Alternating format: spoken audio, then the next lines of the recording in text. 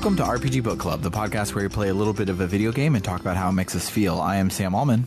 I'm David Bernard Houck. And I'm Trish. And I'm Maddie Grace Webben. Oh, stop that. Maddie Grace Webben is not here. She's not, and I miss her. Me too. She is not. Now I know how you guys felt 2 weeks ago when I wasn't here. Mm-hmm. It's sad vibes. But Yes. yeah, she's dealing with some life stuff. She will be here for Longcast this weekend though, so we can finish out that game. But don't know when she'll be back on the main cast, but we miss her dearly. So today we will be discussing part 4 of Persona 2, part 2, Eternal Punishment, which covers the Zodiac dungeon and the Aoba Park dungeon, both of which do not have a whole lot of plot, but they were hard dungeons, so that's what you get today. But before we get to all of that, how was everybody's week? My neck and upper back hurt, so I've been trying to improve my posture. Y'all ever tried to improve your posture? It's hard. Yes. You have to just think about it constantly. Oh, yeah, no. I mean, I tried to change my posture for very trans reasons, and it's really hard to remember to do that. Mm-hmm. Yeah. I don't know if this is scientifically valid, but it makes me feel valid, so that's what I do. But there is a chiropractor that on TikTok that debunks things other chiropractors do, because most chiropractors are pseudoscience. And he says that posture is fake and you should just do what makes you comfortable and don't stay in the same position for too long. So if you fail at it, try that and maybe it'll help. That's extremely comforting.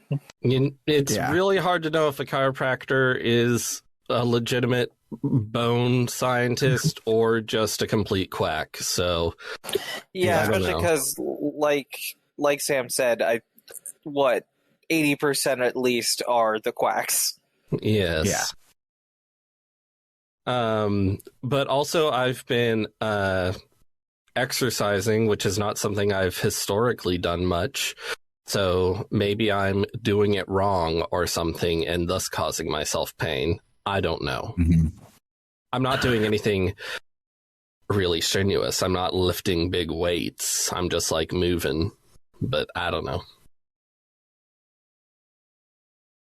Yeah. Well, I hope that you don't stay in pain for the rest of your life, because that would suck. It would. Speaking of staying in pain for the rest of your life, last week, or 2 weeks, we didn't have a podcast last week, one of my girlfriends came over and was staying, and I say speaking of being in pain all your life because this particular girlfriend struggles with chronic pain issues. Love her dearly. It was really fun getting to spend some time with her. Now that she's gone, I'm very sad. Yeah. Speaking of very sad, unrelated to the major life event that happened to me at the beginning of last month, major life events are happening and I don't like it, and it makes me sad and upset a lot, and I don't want to go into it on the podcast, but I am a sad boy frequently.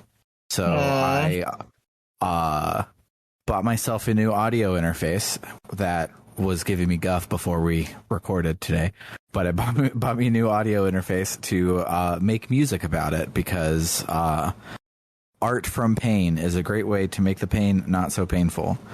Check out Player 2 by the Red Heroes, streaming on all platforms if you need an example.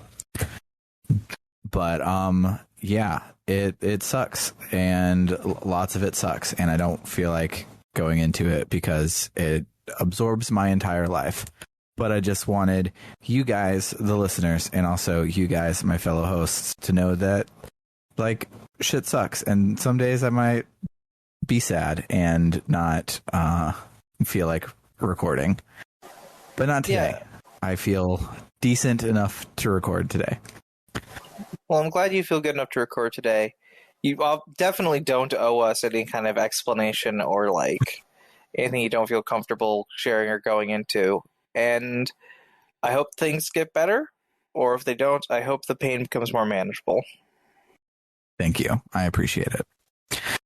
But speaking of things that are manageable, let's talk about this bite-sized chunk of plot that we spent a lot of time fighting bosses for this week. I don't know. That boss wasn't very manageable.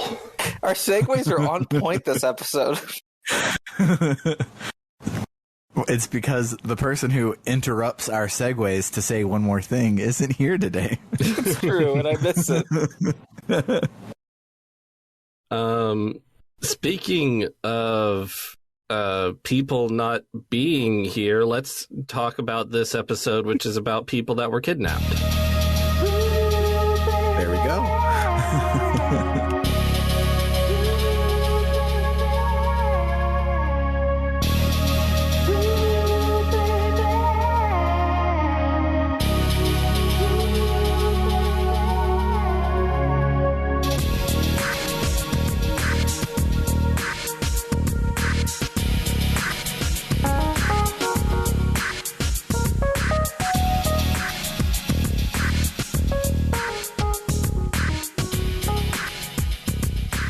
The gang heads to Club Zodiac to meet Anna.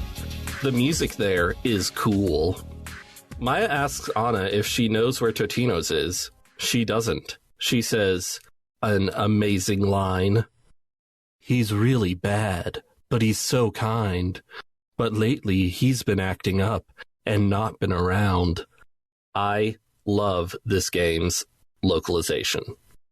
Maybe I should mention so weird that the PSP version of this game just got its English patch released like a couple weeks ago. And even though I had to switch emulators, so I had to catch up to where we were previously, I then started playing the PSP version and caught up again. And the PSP version, it just like cleans up the original translation a little bit, like makes it so you don't have Psycho Smith, that kind of thing. So I'm still getting the incredible lines, but there is a discrepancy, which they made it cool in my version. And then when I was watching the movie on YouTube of the PlayStation version, I laughed a lot. Yeah, I was going to bring that up later because it's fantastic. So we'll bring it up when we get to that point. All right. So Anna says that before Totino's disappeared, he said he must atone for his sins, whatever that means. Balfu's like, right. What about the reason we're here? The kidnappings? Anna says the abductees are in the back. The club was bought by the Taiwanese mafia. Balfu says, I see. Ulala promises they'll save Noriko and Totino's too. The gang heads to the back room, but a door asks them for a password. They don't know the password. They find some Taiwanese mafia guys, and Balfu beats the shit out of them. They give him the password, Panther. And I wonder if anything special happens if, you're playing this game a second time and you just know that it's Panther and you enter it, because it doesn't say you don't know the password. It brings up a thing where you enter the password. And so I entered the password. I think I just entered the password fuck, but it didn't work. Yeah, I don't know. Here we are already at the next part. Oh yeah, to talk about the PSP thing. So I forgot that it happens in this scene. Yeah, I did too. I thought it was like, oh, it's a ways down the line, but it literally was the next thing. We could have just said it. But so the mafia are Taiwanese and they speak Chinese of some sort. I don't know which one. And in the PlayStation version, they just really stupidly put the line like it's nothing and then parentheses after it, which I've never seen before in the history of reading things that translate things from different languages.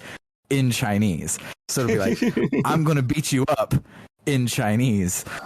Oh no, the password is Panther in Chinese. Absolutely. The password is Panther in Chinese, but what is it in Japanese? We're in Japan. It's go ahead.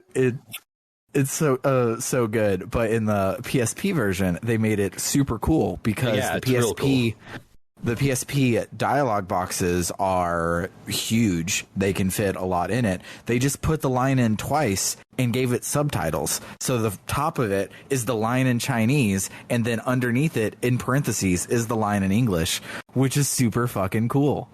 They That just is subtitled so a text box. That's so much better. It's a lot better.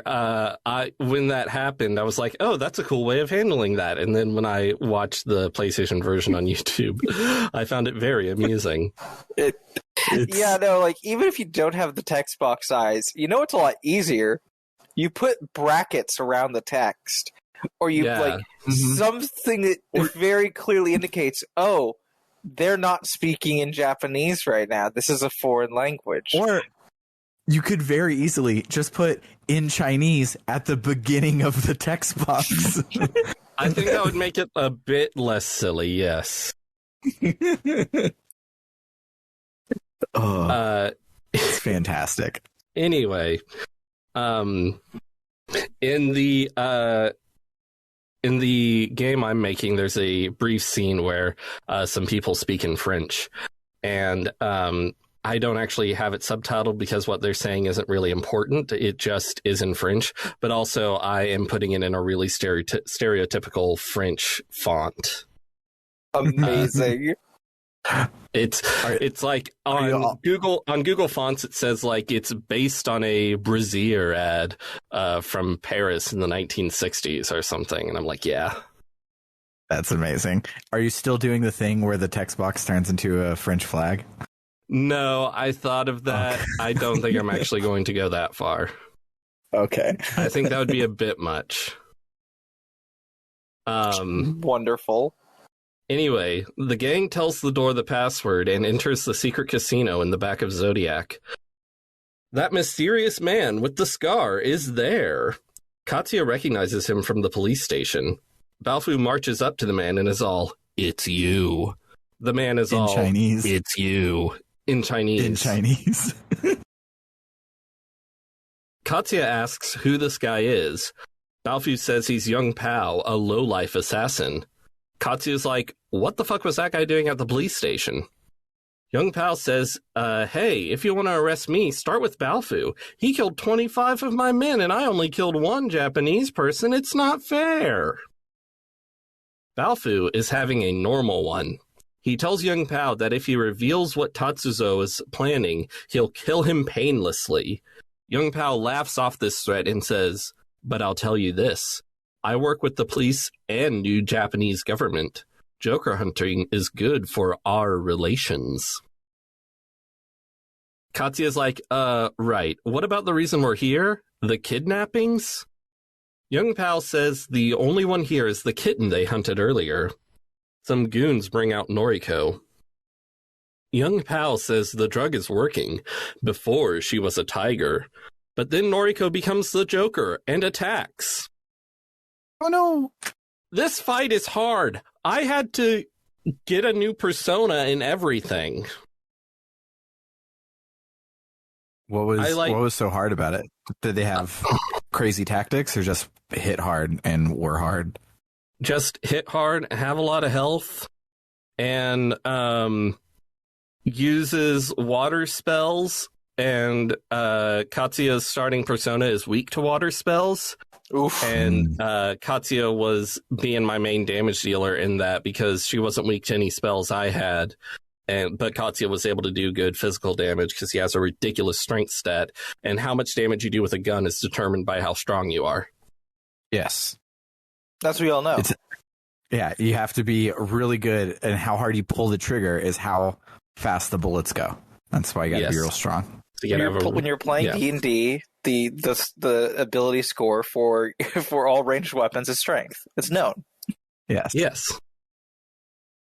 So yeah, and I really don't like how personas work in this game, because I had to grind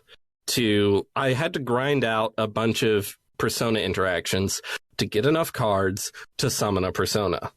And that was really annoying. And then I had to grind out a bunch to level up that persona so that it would actually have abilities. And so it's really annoying if it's just like, oh man, I can't beat this boss. I need a persona that's not weak to water. Better do 2 grind sessions. Yeah. Just to change up my tactics. There are times where I think grinding kind of mechanics can be fun and where I can enjoy them, but the whole persona system in these games, I definitely do not think are cases of that. They're definitely cases of like, I mean, last game, I didn't use a single optional persona. I just played the whole game with the regular personas. Yeah, me too. Yeah. And luckily they upgraded them. Yeah, last game, the fight before the upgrade, I couldn't beat it, so I put in cheat codes to give me unlimited cards so that I could just not interact with that system, because demon negotiation is bad in this game. It's not very fun. It doesn't make a lot of sense, and when you do it correctly, you get 10 cards of the 200 that you need to get a persona. And exactly.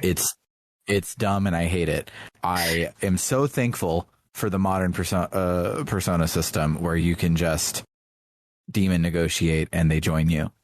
Yeah, the horrible combination of getting so few cards, how many you need, and then just how many kinds of cards there are is just, it's a perfect storm of terrible.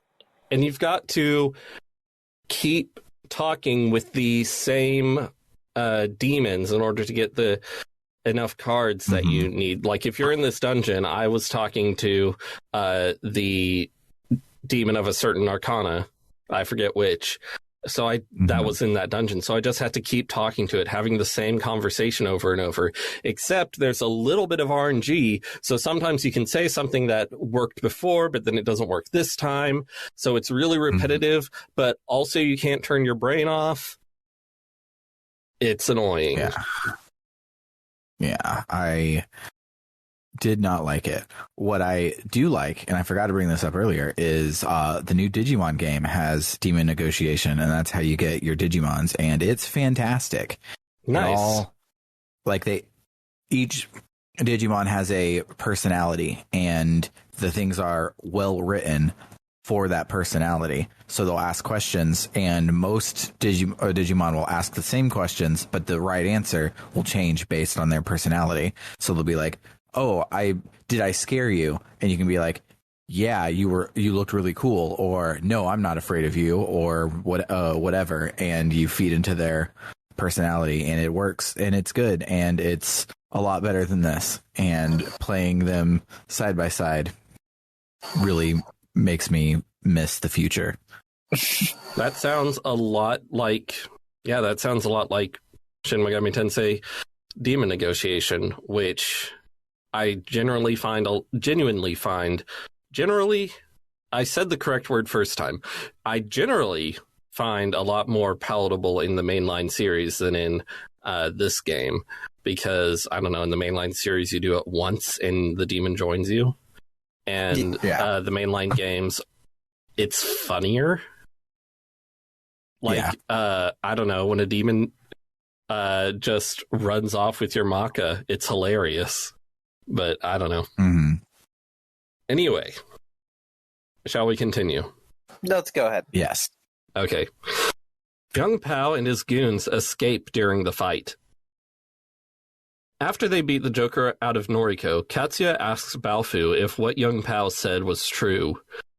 Balfu is now having a different normal one and antagonizes Katsuya even more than usual. Ulala tells them to stop. They've got to get Noriko to the Velvet Room. They get Noriko to the Velvet Room. After being de-Jokerfied, Noriko cries and says she's sorry for getting 2 people murdered and everything. Anna asks if Katsuya is going to arrest Noriko. He says they'll take her into custody for now. He says there are people who need to be judged before her. Tatsuzo, the mafia, the traitors in the police force. He vows to find the cancer. Everyone's like, okay, man. Katsuya gets a call. A voice says to meet him at Aoba Park for information on Katsuya's case. The voice identifies itself only as Sneak. The gang doesn't have anything better to do, so they head to that goddamned maze of a park. So after going through the maze of the park, the gang meets Sneak, who stays on the other side of some bushes, so Katsuya can't see that he looks suspiciously like Police Chief Togashi, who we briefly met and might not remember because we play this game in small chunks. But I remembered him. I remembered him. Nice. Sneak says, as you know, the police and mafia are essentially being controlled by Tatsuzo's organization. Not just the police. The media and even the giant companies have roots of the New World Order spread around them. Katsuya's like, let's just fucking bust into the police station and ask Shimazu and Togashi what crimes they're doing. Sneak says, no, don't do that. They are above the law. If you move now, you'll end up like your father. Katsuya's like, my father? How do you know my father? Sneak does not answer, and instead says, I want you to find hard evidence of a conspiracy and exploit Tatsuzo. Not all the police and government are in his hands. There are people other than you who are investigating the organization. Currently, I am the only one who knows this. Conspire with them and trade information. Here are photographs of them. Sneak bails. The gang picks up the 2 photos he left behind. One is a fuzzy picture of a dude, and one is a fuzzy picture of a lady. Balfu says he doesn't trust this Sneak guy, but Katsuya says they can trust him. That was the voice of a man, atoning for his sins. Everyone's like, okay, man. Ulala's like, how are we supposed to find these people? Then immediately says they should spread a rumor to find them. Okay, we'll do that next week. And wow, that didn't take long at all. But we did technically do 2 dungeons. And also, a lot of my time playing this week was dedicated to 1, catching up, and 2, beating the frickin' boss. Because wow, that boss was hard. Sometimes that's how it is. Yeah, we are currently like a quarter through the game movie, I think. Something like that. But I don't think that means this will be a 16 episode thing, because the game movie is not cut like a movie. It is every single text box in the game, and the farther you get in the game, the more locations you can go to, so the more people you can talk to with updated dialogue. So I think there will be longer stretches of unimportant things in the game movie going forward. So I don't think it's a full quarter of the way through. But if we are, we said this was mini longcast. Why not have 16 episodes for this one? But I think Eternal Punishment is actually supposed to be shorter than Innocent Sin. Yeah, but we've been going through it at a slow pace. Yeah, its game movie is shorter, but its howlongtobeat.com is twice as long. And I don't know if that's just the people who played it suck, or if the PSP version makes it easier, or what, because the PSP version of the second one wasn't on How Long to Beat, because it only was able to be on there like last week. So, yeah, don't know. Hopefully it doesn't continue to be super hard. Hopefully we can bust right on through it. But either way, let's listen to some more music and then talk about our memorable moments.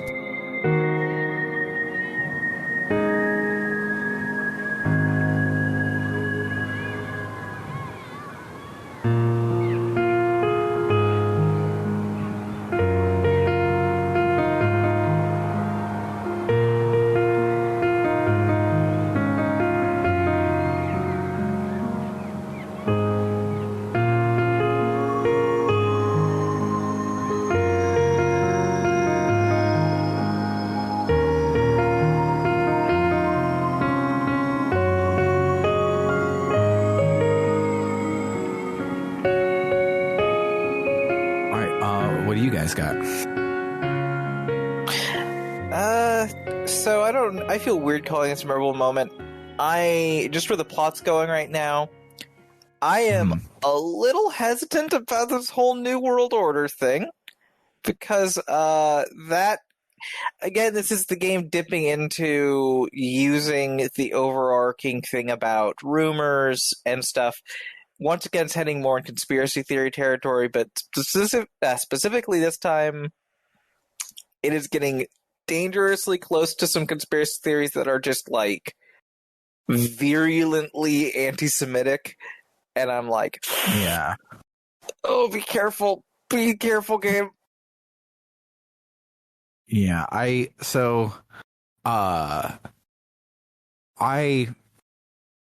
do not even like dabble in anything about conspiracy theories, so I knew nothing about this until Comic-Con, when they showed the new Captain America logo, which is Captain America New World Order, and people were like, hey, yo, you can't say that. And I knew that it came around in, like, before the Cold War. It was used in World War II by the good guys, but in the Cold War era and onward, it became a conspiracy thing. And I wonder if it's the same thing here, because we fought literal Nazis last time. And I wonder if it's a reference to Winston Churchill's New World Order or the conspiracy theory. It's hard to know, because, like you said, it's very rumor and conspiracy focused as a game. So the fighting Nazis and the conspiracy theories have equal footing here, and it's yucky. Yep, it's not a, like, ugh, but it's like a, okay, let's see where you take it. Yeah. Also, I do want to just throw out that I found Noriko and Anna reuniting, for me, felt kind of touching, at least, just because it's like, from the very first episode of the first part of this game, when you can hear about, like, oh yeah, no, these two characters have a really strong bond, and my brain immediately went, this feels a little gay. And then the longer the game went on and they kept referencing this bond, I went, okay, it feels like this is getting almost explicitly gay. And it was just really lovely, the interactions we did get here. And, yeah, listen, Noriko might have done the Joker curse, but so did Lala. Yeah. I liked when Anna was like, please save Noriko and Totino's. They're the only ones who can hold a decent conversation with me. Oh, I love that too. That was a cute line. It was very, like, I think this is the closest to open affection that she can say out loud. Mm-hmm. Mm-hmm. So I, by watching the video for this game, I love that this game is pulling trails, and every single NPC gets brand new dialogue every single story beat. And it's annoying that the quote unquote gay movie doesn't understand that movies have pacing, and it stops and goes and talks to every single person after every single cutscene.